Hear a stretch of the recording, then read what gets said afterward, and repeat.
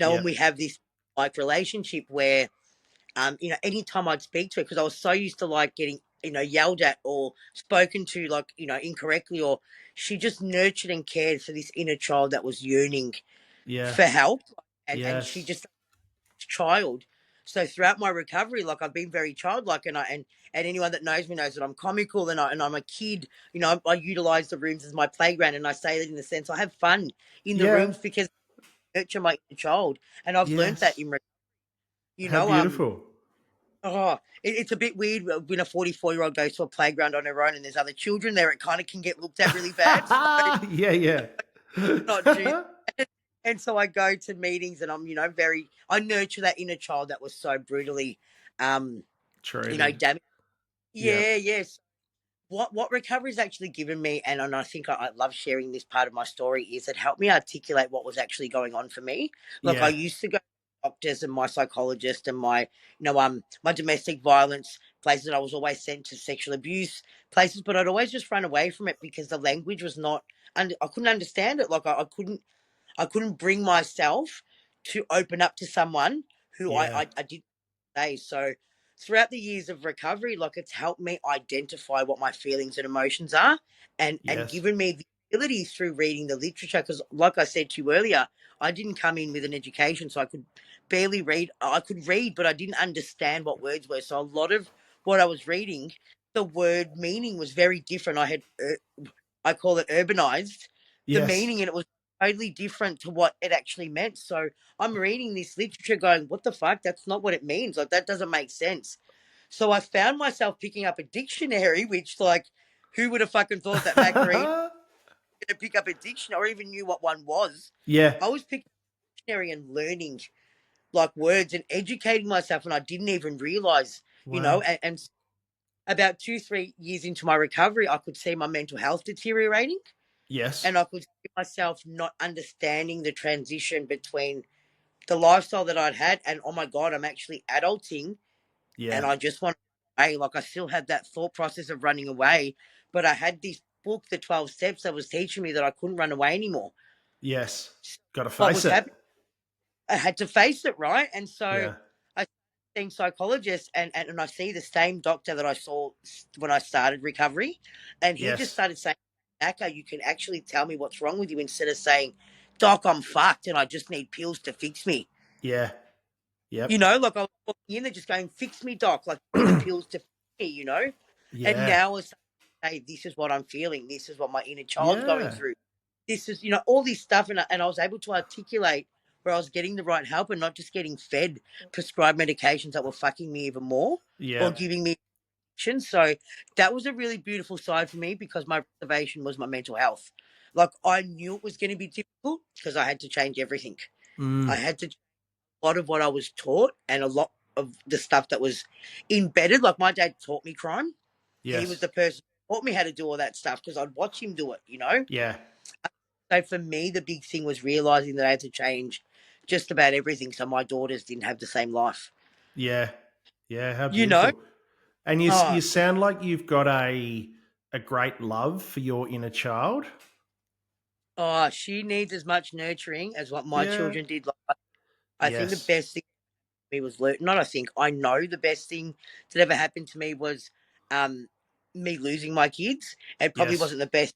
They lost their mum, Yep. but it was the best thing for me, and for me to realize that I wasn't born to be an addict. Like I was, unfortunately given a really shit set of cards and shown this lifestyle that was normal to even my parents, and unfortunately that's all they knew. And God bless my dad, he did the best he could. But Mm. I'm definitely grateful that I'm able to see that for my daughters. Like I've got two beautiful, amazing daughters who I couldn't even picture harming them the way I was harmed. Like I couldn't picture giving them, and I Yes. almost, and I feel so much guilt and shame. But what I do know is today I don't have to sit in that stuff because I'm changing, and Yeah. my kids have that beginning. Like I'm not going to sit here and go, I've changed their generational pattern, James. That's not what I'm saying.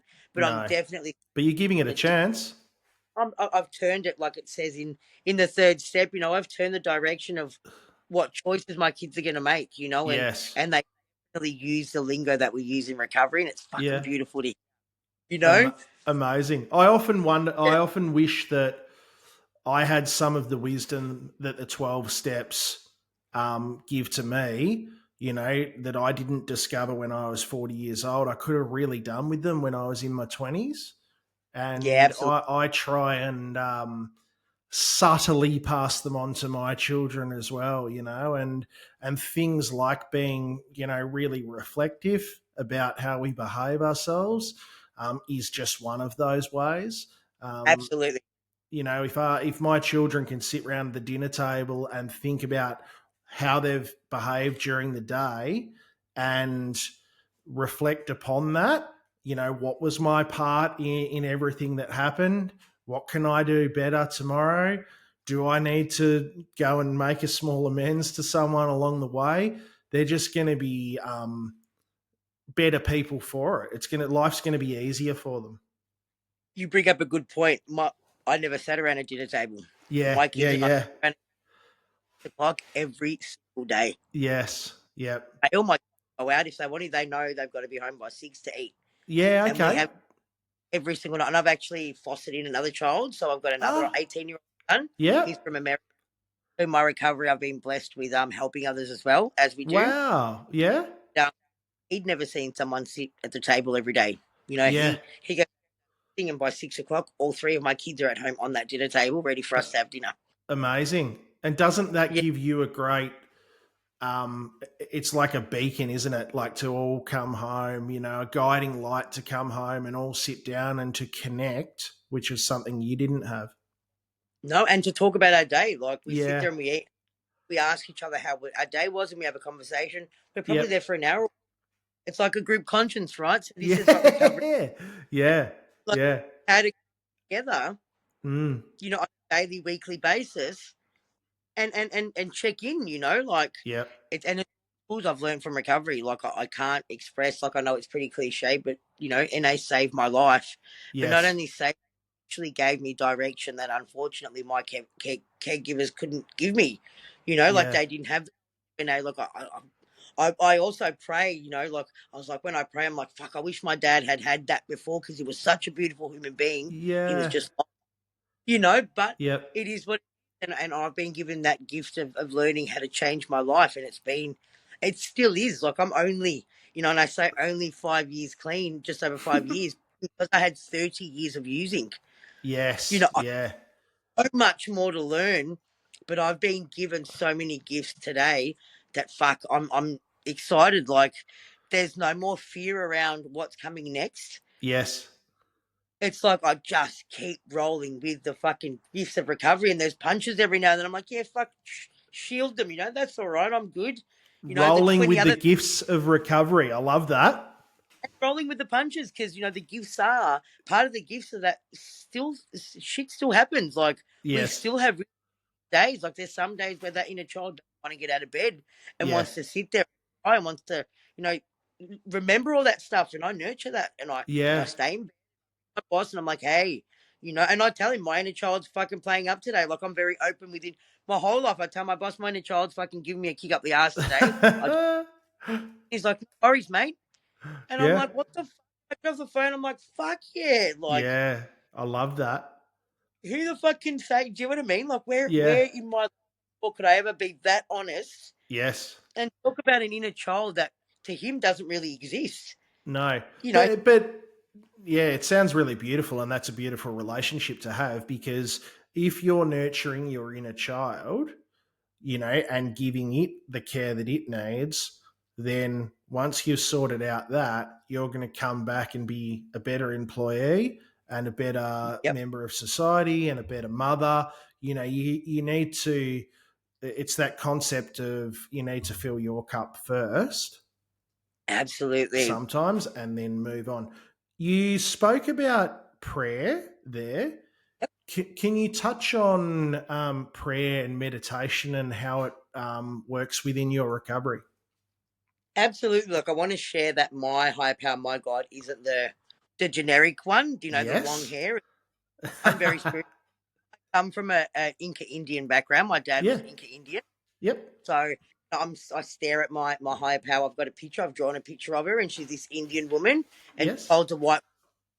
So for me, that represents this healing process, and I strongly believe in the black wolf and the white wolf that Yes. control my life. I'm really passionate about, that path, and um yeah, what prayer meditation does for me, like I pray to my dad. So it sounds like the conventional I pray, put my hands together, but it's not. I wake up in the morning and I have a connection, a conscious contact with my dad. So I say my dad's, my higher power at times, and I say, hey, Yep. Lelo. So we go, hey Lelo, like I pray to him, especially the third step prayer is a massive one for me. I Yes. utilize daily basis, take my life in my will, guide me in my recovery, show me how to live, Yes. and I set my intentions. Like I know what my days are going to look like, and I pray and I set my intentions. I say, this is what I'm doing. Please allow for this to happen or this to go this way, and if it doesn't, please allow for me to understand why not and just move on. Things like that. It helps me set my intentions and Yes. guide for what I'm going to do during the day. And what I mean by that is, shit happens. I'm a big road rager. Once I start, I can feel it. Like, in early days, I'm like, fuck you. And insults and racism would come out of my mouth and all these fucking fair. Now I get into road rage, when I set my intentions, I actually feel myself going, no, Macca, like, Yeah. they can't fucking hear you. Like the only person you're hurting and wasting energy is you. So at now so many years of doing that prayer and meditation, and Mm. meditation, not just sitting there listening to meditation. It's being mindful, and being in the Yes. moment. And that's a form of meditation for me. And just bringing it back to, hang on a minute, I'm fucking driving a car, not high, not about to kill someone, not about to kill myself. I'm actually in a direction of fucking positivity. So I just bring myself and remind myself of where I'm going, and that mindfulness in the morning. Like I said, setting that intention allows me and my Yeah. tools to auto rest that shit when it happens. So So that step three prayer that you just mentioned is something that I use myself. And yeah, because I've got ADHD and the step three prayer is too long for me, I say, I'm yours, help me, guide me. I So love it's that. 6 words, and I can breathe that over 3 breaths, and then that sets Mm-hmm. my intention for the day. And to me, that means what will be, what Mm-hmm. will happen. And I have the backing of a higher power that has my best interest at heart. Absolutely. So I love what you Absolutely. say, and I love that that's part of your day as well. Yeah. It's been a part of my day the whole 5 years. It's Yeah. something that I naturally do now. And when I don't do it, when I'm having a really bad morning, I have Mm. to stop and Yep. go into a room, set those intentions, because I'll just run with, those defects if I don't do that. So it's just become a tool that I use now. Yes. And it, Yeah. as soon as I wake up in the morning, before I wash my face, before I brush my teeth, I'm Yep. lying in bed setting those intentions. Yeah. I find as well, like it gives me a space between my thought and my action. So Absolutely. my That first. first thought might be, fuck that guy that just cut me off in traffic. But my action is not actually yelling that out the window. It's, hey, maybe he's on the way to hospital to see a sick parent, or So maybe related. he's had a really stressful day. I don't know where he is or what he's doing. So let him go. I'm going to get where I'm going still, Right. Yeah. and just having that patience. It's interesting you say that, because I remember in early recovery, my first default setting was, fuck, I've woken up today. Like, again, I've got to do another day. It was that. Yeah. Fuck. And that doesn't happen anymore. Well, it can sometimes. Yeah. I can wake up, that see you next Tuesday attitude. You're right, definitely releases me and frees me from, we call it the devil's arm lock, like the devil's like headlock. Yeah, yeah. Yes, I know. I agree with you there. And what about meditation? How's that look for you? Like I said to you, meditation's a really broad thing for me with five Yes. years now. Like Yeah. I've been able to get the tools where I know when I'm going into defect, or I know when I'm in rage, or in a feeling that I don't like. Meditation for me, I can just stop and just bring myself back into mindfulness. Yes. You know, but meditation for me, a big one in early recovery, was how loud my head was. Like it almost sounded like I was going into psychosis and I could hear voices, but I recognized it was my own voice talking to me, saying all this fucking shit in my head. Mm. And it was really loud. Like it would really tell me some really nasty things. And what meditation did for me was drown out that noise. Yes. Like at the beginning, it was putting on a podcast or putting on a meditation, tape, and Mm-hmm. just allowing that to drown out the noise Yeah. because it was so much. Like it was like fucking. I'd hear the black wolf just yapping, and then I'd hear "shut the fuck up" from the white wolf. You get what I mean? Like, Yeah, I yeah, of borderline course. psychosis at times because Yeah. I can see this black wolf, I can see this white wolf, and people are like, oh shit, do we call a cat team? But Yeah. it wasn't that. Yeah, You know, yeah, yeah. like that inside voice of the black wolf and the white wolf. And when the black wolf was winning, meditation would be my way to just drown it out. Other than reading the literature, when the literature didn't work and I needed the sound part of Yes. drowning it, I'd have headphones and I'd just meditate and listen to whatever it is. There wasn't even a particular topic. Yeah.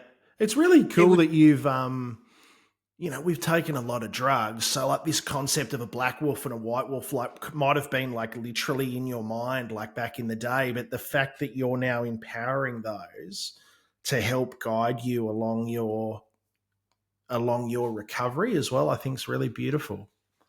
it simplifies it for me, James. Yeah. Like I'm a really complicated thinker, and like those black and white wolves were like literally just partying the whole time I was on drugs. They had Yes. no idea. Yep. So right now, to identify what they're feeling and where they're at, and the fact that I can separate them too, because Yeah. I just thought I was fucking batshit crazy my whole life. Like I Yes. thought I'm hearing voices. I'm literally like, and that was a big reservation for me. So to be able to identify that they're in the back of my mind and I can call them my high power if I want. I can call them, Yeah.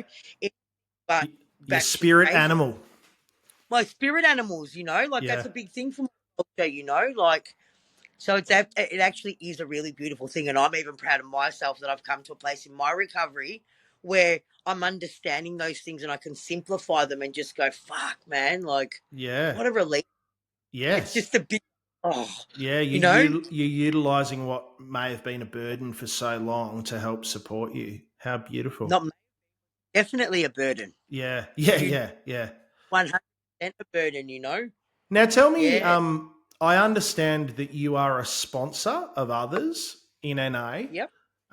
Talk to me a little bit about that. Oh, that's so empowering. I love that I can help other women. Like I never thought that I'd be of good to anyone. Yep. Like we've spoken, I thought it was probably at some point better off that I wasn't a mum to my kids, and at Yes. some point it crossed my mind. So to think that I couldn't even, or I didn't even want to look after my kids, and I was going to run from that to now having sponsees, and I've roughly got about 7 at the moment. Yep. And Um, talk to us for our listeners. What is a sponsor? so a sponsor is someone, and in the fellowship we suggest that it's females with females, males Yep. with males. Yep. So my sponsees are females, and it's for other women that have just come in with 0 days to any clean time, but it's predominantly around the 30, 60, 90, Yep. and we come in and we listen to other women and we try and hear our story and what we would love in recovery. So Yes. what my sponsor told me, that they love my recovery, they love where I've come from or where I was, how Mm-hmm. much I put into recovery to get to where I'm at, and what that does is well, for me, I'm really big on doing the steps. I know the solutions are in the steps, so I Yeah. guide my sponsees into understanding that where my growth is was not just hanging around in meetings. I mean, obviously that helped the abstinence part of it, Yeah. somewhere to go. But Yep. what a sponsor does, and what the crucial part of a sponsor is, we need to learn to start trusting people again. And Yes. if we to trust our sponsor, which is another woman with our experience, and we start conversing. And what actually happens between me and my sponsor, and what happens between me and my sponsees, is I share the stuff that I don't share on the meetings, the personal stuff with them, and I get to know them on a personal level, and let them know that my solution, the way I stayed clean, was by doing these steps. Not just stayed clean, but changed my thinking around not wanting to be a mum, running away from those responsibilities, and most of all, learning self love, self respect, Yes. earth, and that's what my sponsor did, and that's what my job is, to give freely back. And what I do is I talk to these women about building that self-love and that self-worth, and that's what the program does for us. Doing the step work allows for us to learn about um, acceptance, around accountability, around surrender, around denial, all that stuff Mm. that we don't think about while we're using. They're not even words that I even used Yeah. with my friend. I think I might have tagged it a couple of times and thought it was cool to tag the word, but had no idea what it was.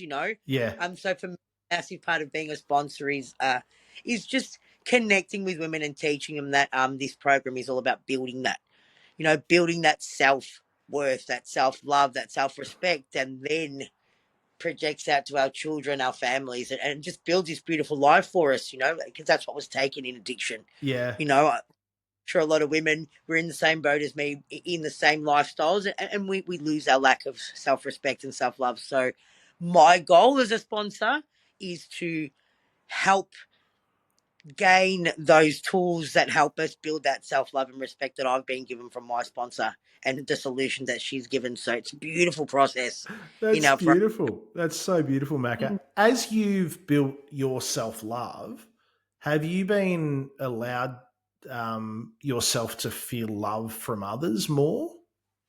Absolutely. That's the beautiful thing Yeah. about the program. It's a we program, right? Yes. And I love that you asked me this question, because I was so against making friends in recovery. Like, I Yeah. would actually, I'm not here to fucking make friends, and I would hear that. I would hear that staunchness, that defiant against trusting people and loving people, and more so letting people love me. Because Yes. as I spoke about earlier, I had no idea what that looked like, Yeah. and what it did mean to me was violence, treating me Yes. like shit. Yep. A big thing for me was I used to say, I'll treat people the way I want to be treated. And this is one thing I share on meetings a lot. That was my motto. I'll treat people the way I want to be treated.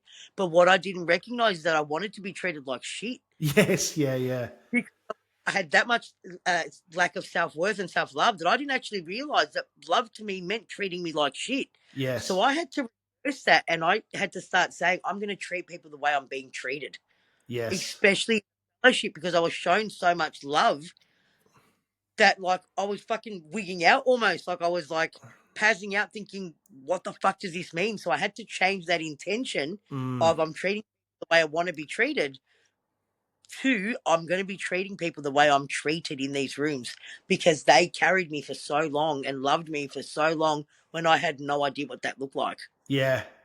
Yeah. You know? So that's one of the biggest things I love sharing about is, yeah, the rooms taught me how to be a friend, how to be in all kind of situationships, relationships, and be in them, and to receive love was a massive thing for me. Yeah. It just had so many attachments to it. I had to really, over the years, be patient. I'm a very was a very codependent person. I've been on Yep. my own now, raising my kids on my own for a little over 4 years now, and Yep. fuck, it's, but Yep. I'm learning to love myself and learning to sit with myself and learning what my assets are, so I can actually, like, present that not in such a negative way. Like, I was presenting all these negative things that I had about me and Yep. not realizing actually receiving the love I deserved. Yes. Yeah. I was attracted to all the things that, like I said, I wanted to be treated like shit. So I was presenting these things that were making me look unattractive to unattractive people. And I mean characteristics. I don't mean physically, Yes. like the toxic of that. And so I was just making this circle of, like, Chaos. toxicity.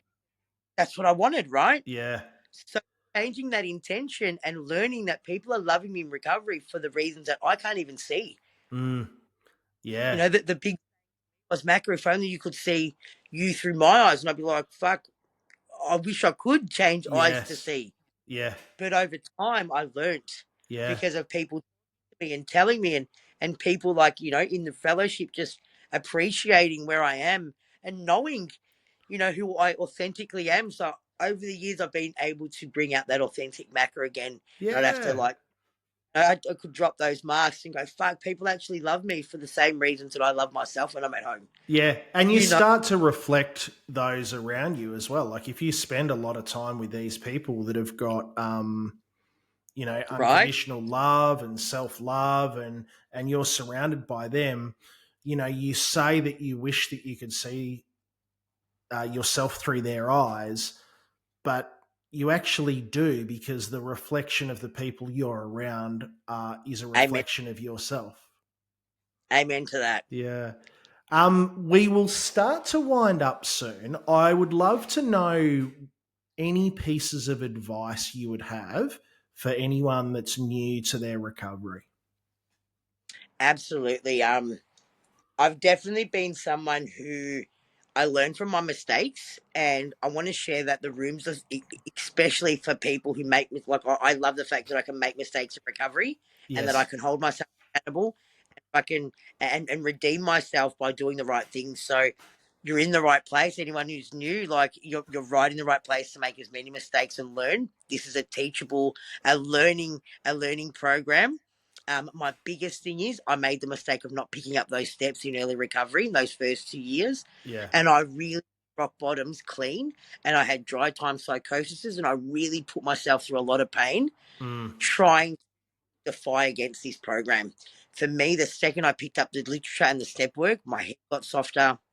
I got softer. Like I've built this beautiful, beautiful human being. Like I love who I am today because I learnt what my defects were, because I learnt where I needed to start figuring out to change, like what I needed to change, where I needed to change, and the steps. For me, the big message is the step work, confiding in a sponsor, really looking for someone that you can learn to trust, and just being open, honest, and willing Yes. to do a program that so many have, like it's helped so many people before. Like Mm. for me, it was just